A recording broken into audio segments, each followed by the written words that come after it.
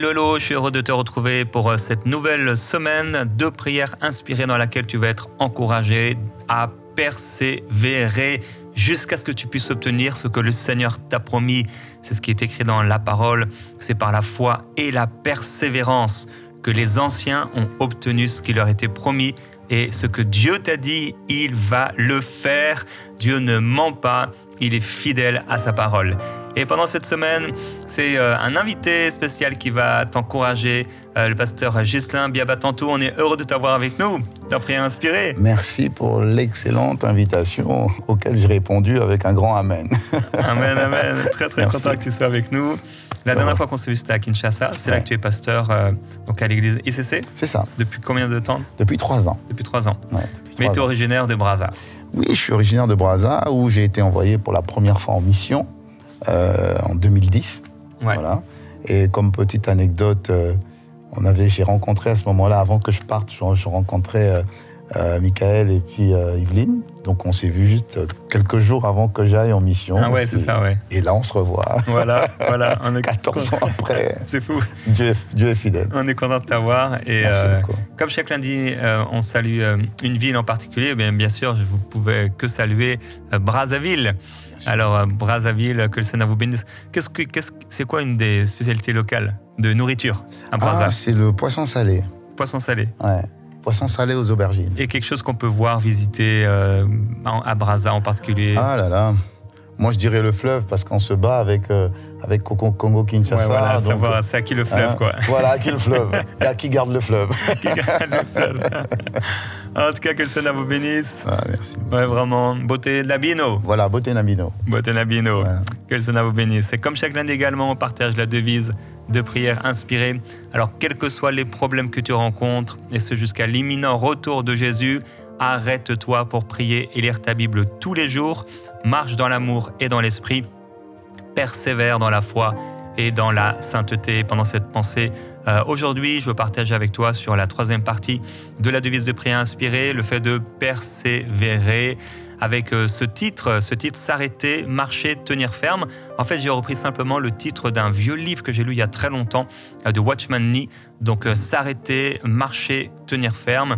Alors, je ne me souviens plus exactement tous les domaines dans lesquels il parlait, sur quoi il parlait, mais bien sûr, ça nous encourage à pouvoir nous arrêter, comme on a l'habitude d'en parler, de marcher avec le Seigneur et de tenir ferme, ou encore de persévérer, c'est la même chose. Et on va lire avec Marie dans Hébreux au chapitre 12, au verset 1.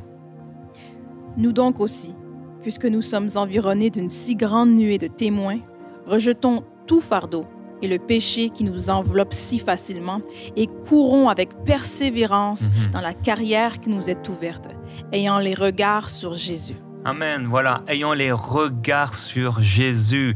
Alors mon encouragement pour toi aujourd'hui, c'est que tu puisses persévérer, continue d'avancer et continue d'avancer en regardant à Jésus. Dans la vie, on ne fait pas que de courir, mais il y a un temps pour s'arrêter, il y a un temps pour repartir, donc marcher, et il y a un temps pour persévérer. Donc, c'est comme dans un projet, il y a un temps pour s'arrêter pour le projet, tu dois t'arrêter pour ce projet, tu dois penser à ce projet, réfléchir à ce projet. Aussi dans la prière, savoir s'arrêter pour prier par rapport à ce projet, mais au bout d'un moment, il va falloir marcher. C'est comme le fait de prier pour les perdus, c'est bien, il faut continuer de prier pour les perdus, mais à un moment, il faut marcher. Il faut pouvoir leur parler de Jésus. Il faut qu'ils puissent entendre. Et dans ton projet, c'est bien de prier, c'est bien de t'arrêter, mais souvent, on s'arrête trop sur le projet sans commencer à faire quelque chose. Il y a quelqu'un aujourd'hui, tu as un projet, même ça peut être quelque chose comme un projet, pas forcément de travail ou de mission, mais ça peut être simplement te lever tôt le matin. Ou alors commencer à faire du sport. Et c'est un projet que tu as. Mais commence à acheter les chaussures, commence à acheter les choses et commence à te réveiller à l'heure où tu fais quelque chose. Commence à marcher. Même si tu le fais que 5 minutes, commence à marcher. Et ensuite, persévère. Persévère. Continue de faire ce que tu sais devoir faire. Continue de faire ce qui est bien. Le Seigneur sera avec toi. Alors n'oublie pas ces 3 choses qu'on doit souvent faire dans notre vie.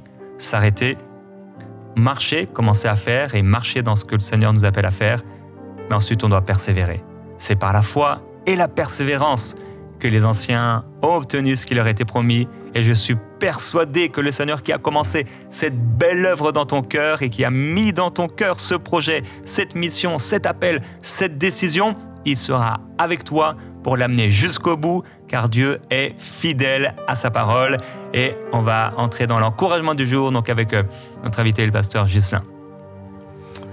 Je vais rebondir sur ce que Jérémie, tu as dit, qui est à mon avis important et capital, c'est que Dieu a des projets pour chacun d'entre nous, Dieu a des projets pour vous.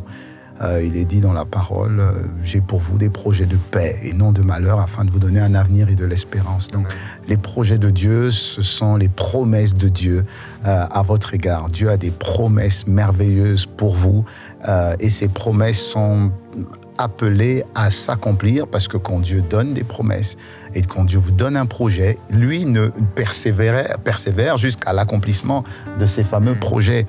Et aujourd'hui, nous allons voir dans l'encouragement la force de persévérer jusqu'à l'accomplissement. Dieu peut vous donner un projet, Dieu peut vous donner une idée, Dieu peut vous donner une parole.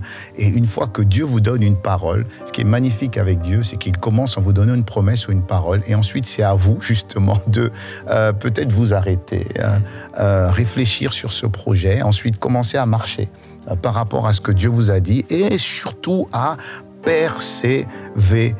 Et donc je vais vous donner quelques points qui vont vous aider étape après étape pour que le projet, la promesse, la parole, la prophétie que Dieu vous a donnée, vous puissiez la voir s'accomplir. Et le premier point qui est important, notez-le, c'est que vous devez vous rappeler que la persévérance est nécessaire. La persévérance est une qualité indispensable pour voir les promesses de Dieu, le projet de Dieu, la parole de Dieu se manifester dans votre vie, parce que Dieu ne ment pas. Donc j'ai demandé à Marie de lire avec nous un passage de Hébreux 10, du verset 35 au verset 36. N'abandonnez donc pas votre assurance, à laquelle est attachée une grande rémunération, car vous avez besoin de persévérance, afin qu'après avoir accompli la volonté de Dieu, vous obteniez ce qui vous est promis. Voilà, merci Marie. Vous voyez, n'abandonnez pas votre assurance. Quelle est cette assurance ? Dieu vous a donné une parole, Dieu vous a donné un projet, Dieu vous a donné une prophétie, Dieu vous a promis qu'il va accomplir une particularité dans votre vie. En tout cas, il va agir dans votre vie. Et maintenant, ce qu'il faudrait que vous puissiez faire, c'est que cette assurance, vous la gardez. Et cette assurance, vous devez c'est-à-dire que vous devez garder cette assurance-là, cette promesse-là, et vous devez persévérer dans quelque chose de particulier. Il dit ici, après avoir accompli la volonté de Dieu. Et des fois, dans l'accomplissement de la volonté de Dieu, on peine, à un moment donné, on s'arrête au bout d'un mois, on s'arrête au bout de 2 mois, on s'arrête au bout de 3 mois. Non, tant que tu n'as pas vu la promesse de Dieu manifeste, tu dois continuer à persévérer. Je prends souvent l'exemple d'une femme qui est enceinte. Dieu vous a promis que vous allez avoir un enfant. Ok, une fois qu'elle tombe enceinte, c'est une belle chose, mais ce n'est pas fini, la promesse n'est pas encore manifestée. Même après 3 mois de grossesse, la promesse n'est pas encore manifestée. Même après 6 mois de grossesse, la promesse n'est pas encore manifestée, parce que le temps d'accomplissement d'une promesse, c'est 9 mois.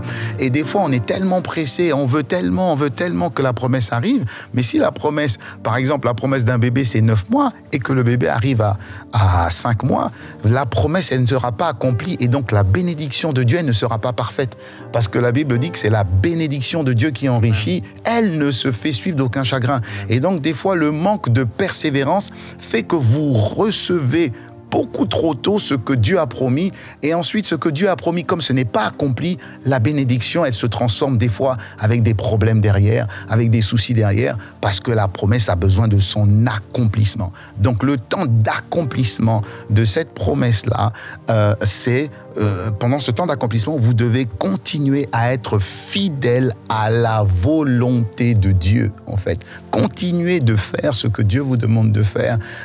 C'est ça la notion de persévérance. La notion de persévérance, c'est que je continue. Même si je ralentis, je ne m'arrête pas. Je continue parce que je sais que Dieu est fidèle et que Dieu accomplira ce qu'il a promis à condition que moi, je continue à faire ce qu'il attend de moi. Donc ça, c'est vraiment le premier point. Rappelle-toi que la persévérance est absolument nécessaire et elle a besoin d'être accomplie jusqu'au bout. Le deuxième point, c'est que chaque pas te rapproche de la promesse. Et j'aime beaucoup la notion de marcher. Des fois, vous avez des amis, vous avez des frères et sœurs qui sont arrivés à l'église après vous. Elle a rencontré un fiancé ou il a rencontré une fiancée. Alors que vous êtes là et vous servez le Seigneur depuis 3, 4, 5, 6 ans, 7 ans, 8 ans. Et la sœur qui vient d'arriver, au bout d'une année à peine, elle a déjà son fiancé, elle va se marier. Et donc, vous avez l'impression que, Seigneur, pourquoi pour elle c'est rapide? Et moi, ça fait 4, ça fait 5 ans, je ne vois rien. C'est qu'elle a son couloir et vous avez votre couloir. Elle a son délai d'accomplissement par rapport à sa promesse, par rapport à son background. Et vous également, dans votre couloir, vous avez votre délai d'accomplissement. Le plus important, c'est que même si ça semble tarder, ne vous arrêtez jamais. Même si vous avez l'impression que pour vous, c'est plus long et ça prend plus de temps. Rappelez-vous, les fruits sur le marché, les fruits qui coûtent les plus chers sur le marché, c'est ceux qui mettent le plus de temps en terre et à être récoltés. Donc les fruits qui au bout de 3 mois sortent déjà, ce sont des fruits que l'on trouve pas chers. Donc c'est pas grave. Si vous voyez que les autres sont arrivés avant vous, après vous plutôt, et ont reçu leurs promesses avant vous, ce n'est pas grave. Pourquoi? Parce que chaque pas vous rapproche progressivement de la promesse. Continuez à faire peu à peu ce que Dieu attend de vous. Galates 6, verset 9, Marie va nous lire un verset qui va nous édifier encore un peu plus sur ce point. Ne nous lassons pas de faire le bien, car nous moissonnerons au temps convenable, si nous ne nous relâchons pas. Voilà. Ne nous lassons pas. Ça veut dire qu'à un moment donné, je vais dire, mais Seigneur, j'en ai assez en fait. J'en ai assez. J'ai rencontré une jeune fille à l'église une fois et ça faisait un moment que je ne l'avais pas vue. Et je lui dis, mais ça fait longtemps que je ne t'ai pas vue. Où est-ce que tu étais? Elle dit, voilà, Dieu m'avait promis des choses et j'ai pas vu ça arriver et donc j'ai laissé tomber. Je dis, mais t'as laissé tomber quoi? Ce n'est pas à toi de déterminer quand est-ce que ce que Dieu a prévu pour toi ou la promesse s'accomplira. Ce que Dieu attend de toi, c'est que tu ne te lasses pas en faisant ce qui est bien aux yeux de Dieu, parce que tu vas moissonner au temps convenable. Dieu est le maître des temps et le maître des circonstances. Tout concourt pour le bien de ceux qui savent s'attendre à Dieu. Et donc, le fait de continuer, même si on ne voit rien, le fait de continuer dans l'obéissance, même si le chemin est long, sache que chaque pas te rapproche un peu plus de sa manifestation. Le troisième point qui est important, toujours pour t'accompagner dans l'accomplissement de tes promesses de Dieu, c'est que Dieu est fidèle à ses promesses. Et j'aime beaucoup ça. Dieu est fidèle. Tu peux avoir confiance en lui parce que Dieu ne change pas. Dieu n'est pas un homme pour mentir, ni le fils de l'homme pour se repentir. Dieu est fidèle et quand ça arrivera, tu seras heureux, tu seras heureuse. Dieu est fidèle. Voyons le verset que Marie va nous lire dans Josué 21, verset 45. De toutes les bonnes paroles que l'Éternel avait dites à la maison d'Israël, aucune ne restera sans effet. Toutes s'accomplirent. Waouh, dis waouh avec moi, c'est magnifique. Waouh, aucune des paroles que Dieu a dites à ton sujet ne restera sans effet. Voilà pourquoi il faut écrire ce que Dieu te dit. Tu sais, même quand tu dis amen à une parole, amen à une prophétie, amen à une prédication, écris ce que ton cœur ou ton esprit a saisi. Le amen, ça veut dire, Seigneur, je suis d'accord avec ce que tu as dit. Je suis OK avec ce que tu as dit. Et quand tu dis OK au Seigneur, tu motives même Dieu d'accomplir sa promesse en son temps. Il n'y a qu'une personne qui peut empêcher Dieu d'accomplir sa promesse. Ce n'est pas le diable, ce n'est pas tes cousins, ce n'est pas tes cousines, c'est toi-même. Il n'y a que toi par ta désobéissance, il n'y a que toi par ta précipitation, il n'y a que toi qui puisse retarder l'accomplissement de la volonté de Dieu à ton égard. Donc, il dit, aucune des bonnes paroles que l'Éternel a dites à ta maison ne restera sans effet. Dieu t'a dit que tu auras un enfant cette année au nom puissant de Jésus. Dieu a dit que tu te marieras, tu rencontreras la bonne personne cette année au nom de Jésus. Dieu a dit que cette maladie n'est pas pour la mort, mais cette maladie est pour la gloire de Dieu. Tu guériras au nom puissant de Jésus. Pourquoi? Parce que Dieu te l'a promis. Ce n'est pas le pasteur Ghislain, ce n'est pas le pasteur Jérémie, non, c'est Dieu qui te l'a dit et Dieu est derrière sa parole pour l'exécuter. Je crois que dans 2 Chroniques 6, verset 15, la Bible dit « Ce que la bouche de Dieu dit, sa main est assez puissante pour l'accomplir. » Je vois la main de Dieu agir sur toi et je vois la main de Dieu venir te soulever. Je vois la main de Dieu venir te restaurer. Je vois la main de Dieu venir t'encourager. Je vois la main de Dieu venir te relever. Tu étais fatigué, tu étais chargé, tu étais découragé. Je vois la main de Dieu venir te sortir de cette prison. La Bible dit, il envoya sa parole. Et sa parole les guérit et sa parole les fit sortir de la fosse. Je vois la main de Dieu venir restaurer ton âme. Je vois la main de Dieu venir restaurer même ton corps dans le nom puissant de Jésus. Je vois la main de Dieu venir te sortir de la prison du péché, de la masturbation, de l'impureté, du vol, des addictions. Je vois la main de Dieu venir sur toi. Je vois la main de Dieu venir sur toi. Je sens la présence de Dieu ici et je vois également la présence de Dieu au travers de ton écran et te saisir dans le nom puissant de Jésus, le Christ. Je vois sa main. Il ne t'abandonnera pas, il ne te délaissera pas. Il est fidèle à ses promesses. Et cette émission et cette parole et cet encouragement et cette semaine, c'est ta semaine. Je vois la main de Dieu sur toi. Alléluia. Et justement, le 4e point tombe exactement avec ce que je suis en train de dire, c'est que tu ne dois pas te décourager malgré les obstacles. Ne te décourage pas. Nous allons lire Jacques 1 du verset 3 au verset 4, ou tu peux lire à partir du verset 2. Tu peux lire à partir du verset 2, s'il te plaît. Mes frères, regardez comme un sujet de joie complète les diverses épreuves auxquelles vous pouvez être exposés, sachant que l'épreuve de votre foi produit la patience. Amen. Mais il faut que la patience accomplisse parfaitement son œuvre, afin que vous soyez parfaits et accomplis, sans faillir en rien. Amen, amen, amen. Tu vois, il faut que la patience accomplisse parfaitement son œuvre. Et je dis souvent que la patience est la sœur jumelle de la persévérance. Quelqu'un qui est persévérant, c'est quelqu'un qui est patient. Et en fait, pendant que vous êtes en train de persévérer, Dieu est en train d'accomplir parfaitement ce qu'il vous a promis. Il le fait parfaitement et rien ne va faillir. Donc, garde courage. Les épreuves par lesquelles tu es en train de passer forment en toi une forme de résilience pour que tu puisses recevoir la bénédiction que Dieu a prévue pour toi. Et pour finir, le 5e point, c'est que ta récompense t'attend à la ligne d'arrivée. Pourquoi? La persévérance porte toujours du fruit. On va lire le dernier verset pour cette partie-là.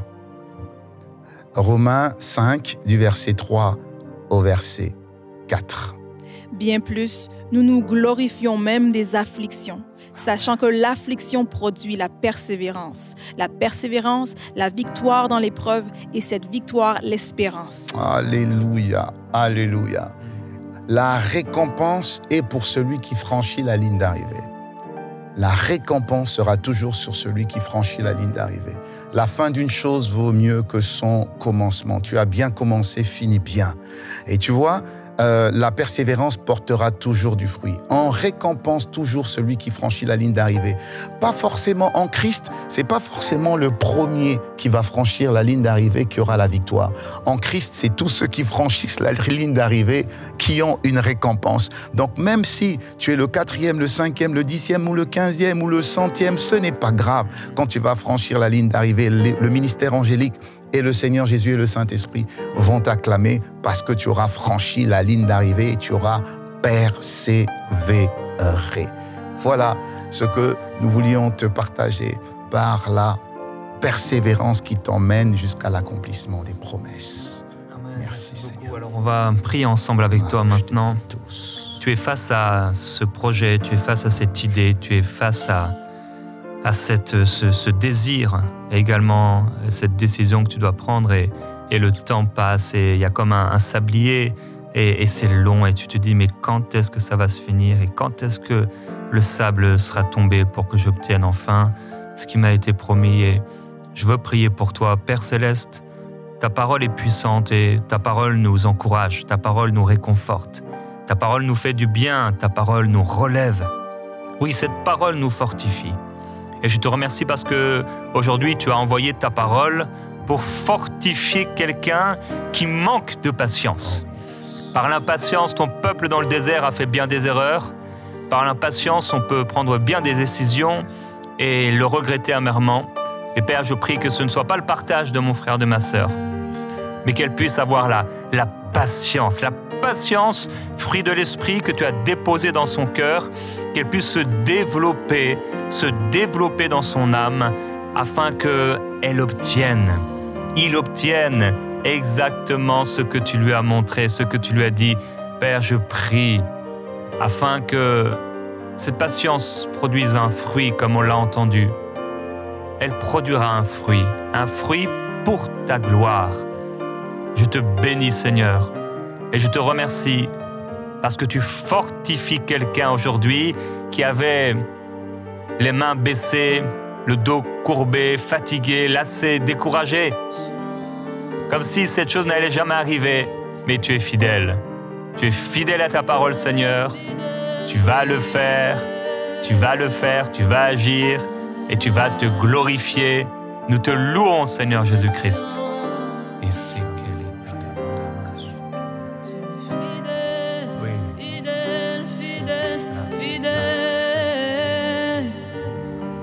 Espérance, mon rocher, mon assurance, tu es fidèle, fidèle, fidèle.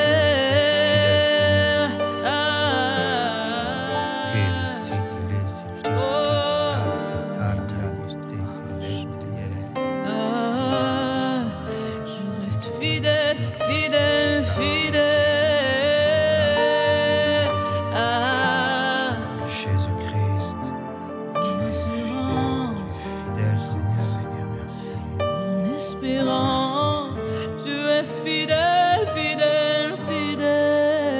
Seigneur, tu es fidèle en tes promesses. Ce que ta bouche dit, ta main est assez puissante pour l'accomplir. Seigneur, que ta fidélité soit comme une semence qui portera du fruit dans la vie de nos frères, dans la vie de nos sœurs, dans la vie de cette famille qui s'attendait à un travail, qui s'attendait à une visitation, qui s'attendait à une intervention divine. Seigneur, cette famille qui est oppressée, ce couple qui est oppressé, ces enfants, Seigneur, qui sont disloqués, qui sont totalement environnés d'une multitude de soucis, de problèmes, de confusion.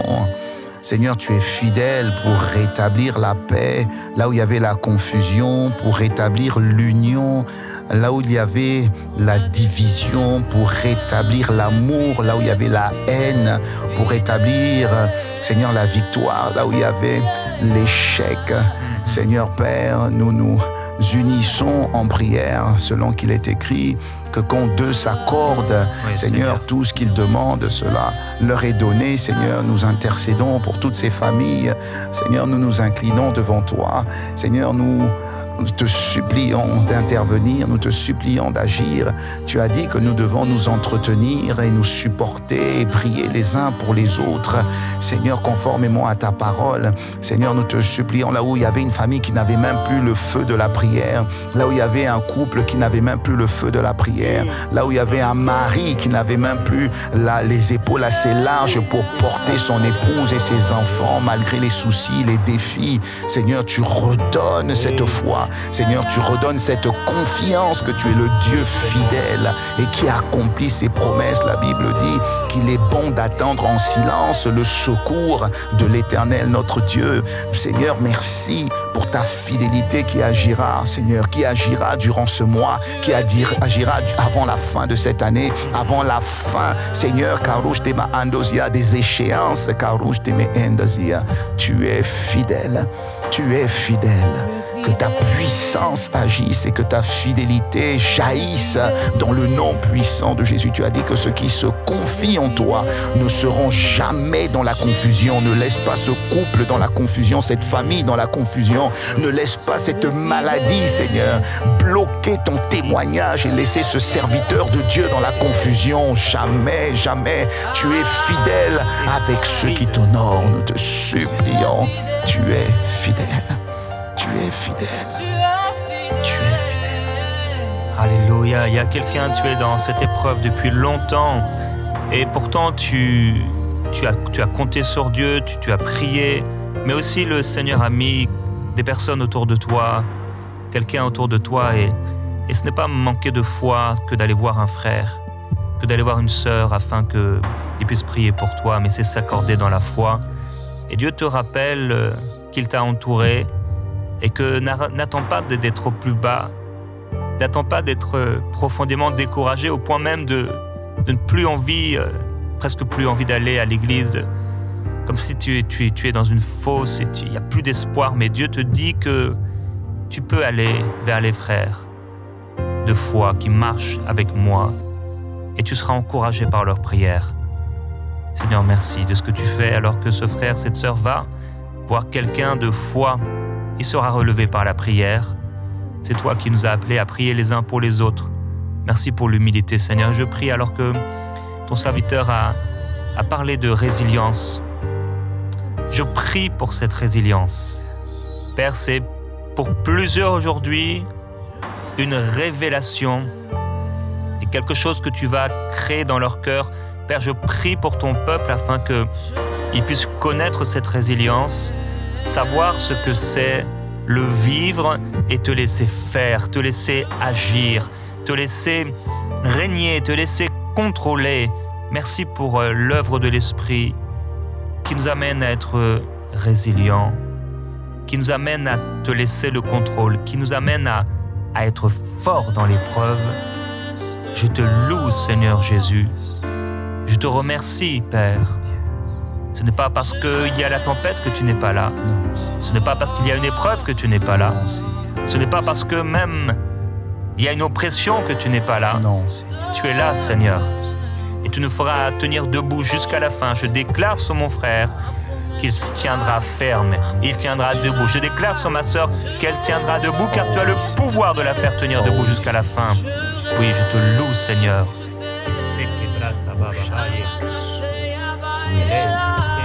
Oui, Seigneur. Oui, Seigneur. Seigneur, accorde un témoignage. Prouve, Seigneur, que tu as toujours été présent, même au milieu de la tempête. Il est écrit dans le psaume 23, « Ta houlette et ton bâton nous rassurent, même quand nous traversons la vallée de l'ombre de la mort. » Alors merci de rassurer plus d'une personne. Merci, Seigneur, pour ta fidélité. Merci, Seigneur. Merci, Seigneur. Au nom de Jésus. Amen. Amen. Je reste assuré de ta fidélité.